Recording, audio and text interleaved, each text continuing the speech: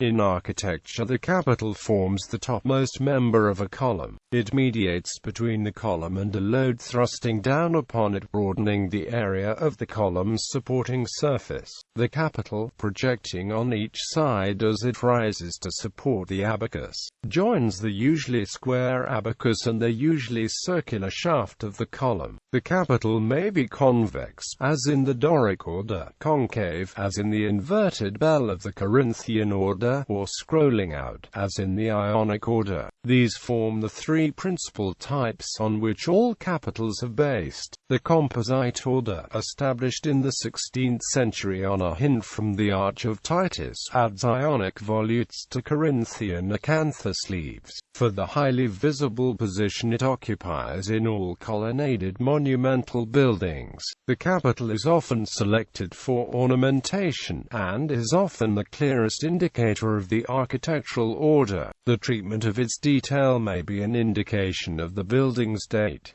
Pre-classical capitals. The two earliest Egyptian capitals of importance are those based on the lotus and papyrus plants respectively, and these, with the palm tree capital, were the chief types employed by the Egyptians, until under the Ptolemies in the 3rd to 1st centuries BC. Various other river plants were also employed, and the conventional lotus capital went through various modifications. Some kind of volute capital is shown in the Assyrian bas-reliefs, but no Assyrian capital has ever been found. The enriched bases exhibited in the British Museum were initially misinterpreted as capitals. In the Achaemenid Persian capital, the brackets are carved with either a heavily decorated lion, griffin, or bull projecting right and left to support the architrave. On the backs, they carry other brackets at right angles to support the cross timbers. The decoration underneath the bracket capital comes from art and designs from the many cultures that the Persian Empire conquered and assimilated, including Egypt, Babylon, and Lydia. But of course these decorations below the bracket capital serve no architectural purpose and are simply there for show. The earliest Aegean capital is that shown in the frescoes at Knossos in Crete. It was of the convex type, probably molded in stucco. Capitals of the second, concave type, include the richly carved examples of the columns flanking the tomb of Agamemnon in Mycenae. They are carved with a chevron device, and with a concave apophyse on which the buds of some flowers are sculpted.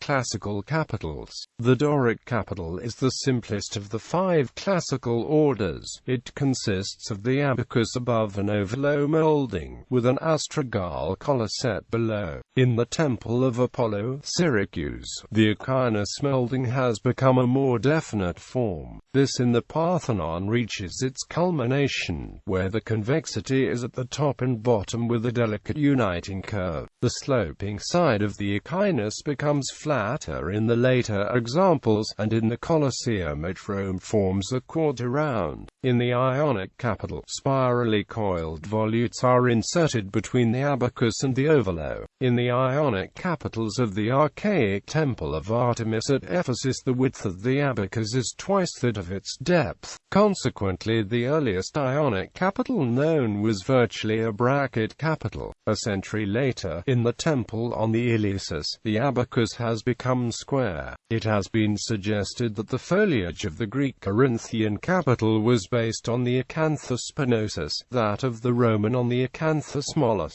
Not all architectural foliage is as realistic as Isaac Ware's, however. The leaves are generally carved in 2 ranks, or bands, like one leafy cup set within another. One of the most beautiful Corinthian capitals is that from the thoraces of Epidaurus. It illustrates the transition between the earlier Greek capital, as at Bassae, and the Roman version that Renaissance and modern architects inherited and refined. In Roman architectural practice, capitals are briefly treated in the proper context among the detailing proper to each of the orders. In the only complete architectural textbook to have survived from classical times, the 10 books on architecture by Marcus Vitruvius Pollio, better known just as Vitruvius, dedicated to the Emperor Augustus.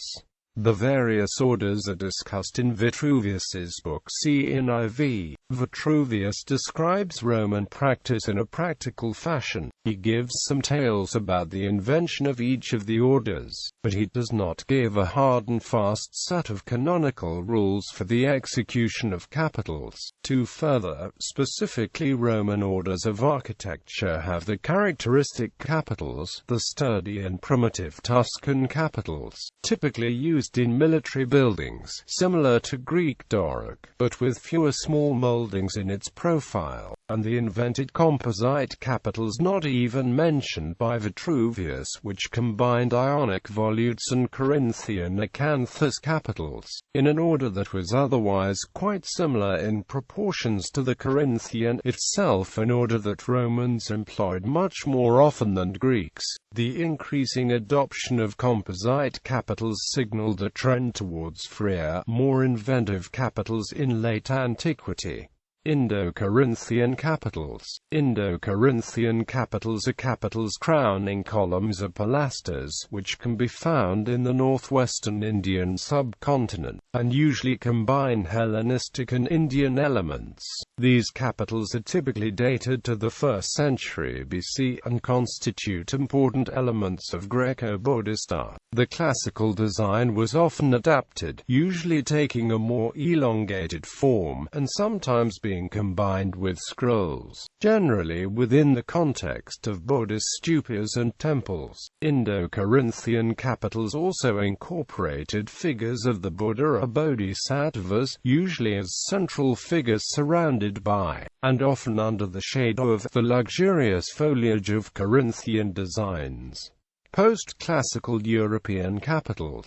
Eastern capitals. Eastern Romanesque Byzantine capitals are of endless variety. The classical Roman composite capital would seem to have been the favorite type they followed at first. Subsequently, the block of stone was left rough as it came from the quarry, and the sculptor evolved new designs to his own fancy, so that one rarely meets with many repetitions of the same design. One of the most remarkable designs features leaves carved as if blown by the wind, the finest example being at the 8th century Hagia Sophia. Those in the Cathedral of St. Mark, Venice, specially attracted John Ruskin's fancy.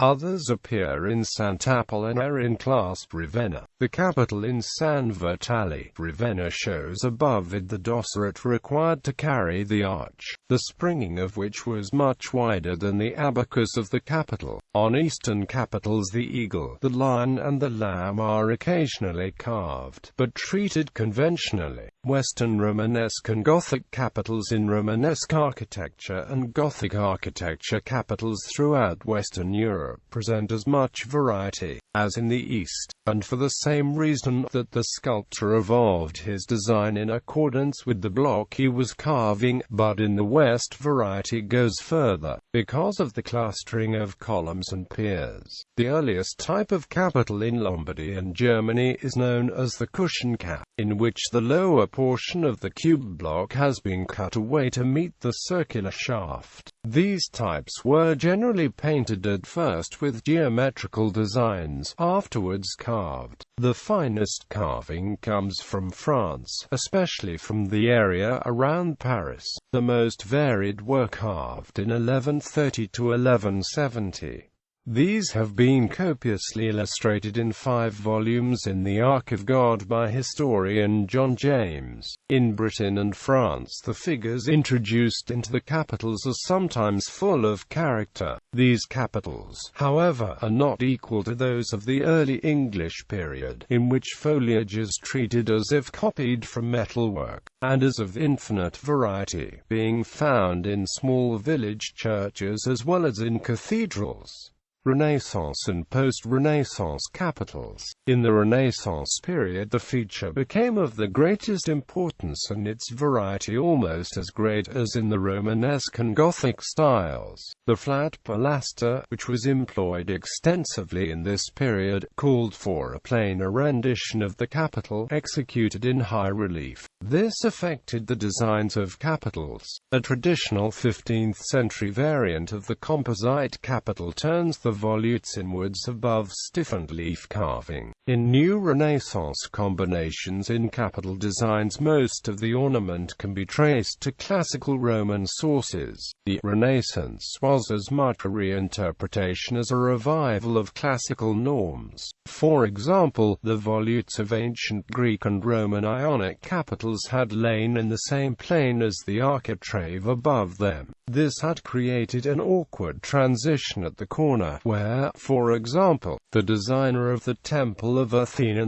on the Acropolis in Athens had brought the outside volute of the end capitals forward at a 45-degree angle. This problem was more satisfactorily solved by the 16th century architect Sebastiano Serlio, who angled outwards all volutes of his Ionic capitals. Since then, use of antique Ionic capitals, instead of Serlio's version, has lent an archaic air to the entire context, as in Greek Revival. Within the bounds of decorum, a certain amount of inventive play has always been acceptable within the classical tradition. When Benjamin Latrobe redesigned the Senate vestibule in the United States Capitol in 1807, he introduced 6 columns that he Americanized, with ears of corn substituting for the European acanthus leaves, as Latrobe reported to Thomas Jefferson in August 1809. These capitals during the summer session obtained me more applause from members of Congress than all the works of magnitude or difficulty that